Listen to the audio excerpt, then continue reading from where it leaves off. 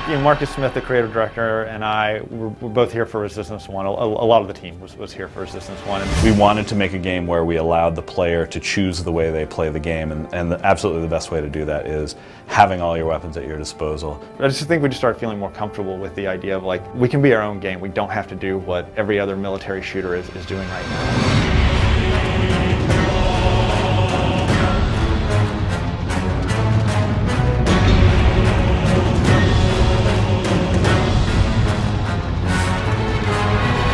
I think that it's just kind of in our company culture at this point to come up with crazy weapons. It's so hard, like, always thinking of trying to think of new guns. I mean, between Ratchet and Resistance, I don't know how many guns have been through the series. What is going to be different? What else is left? What have we not done? A lot of times we will go back to the Ratchet weapons and say, okay, it's kind of like this weapon, but we want to obviously make it different for this. The best thing about having such a lineage of having exotic weapons is we can go back through our kind of library of effects and library of functionality and say what worked, what didn't work, and what can we bring to the table here.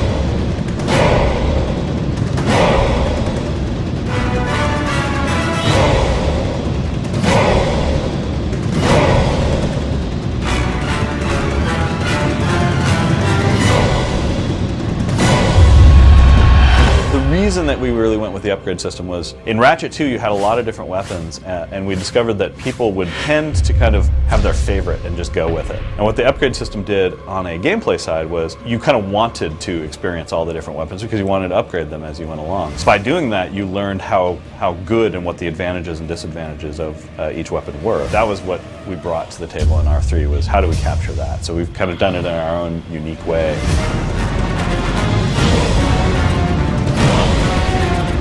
What can happen sometimes is that you wind up with a weapon that's really fun to use in a test level, but in the game it's either too slow, too cumbersome, or too difficult to set up, and so the player doesn't wind up using it. Like if you have a choice between using some exotic, difficult to use weapon and just shooting an enemy in the face, if there's no big tangible reward for using the exotic weapon, you're just going to pull out the carbine and keep shooting people.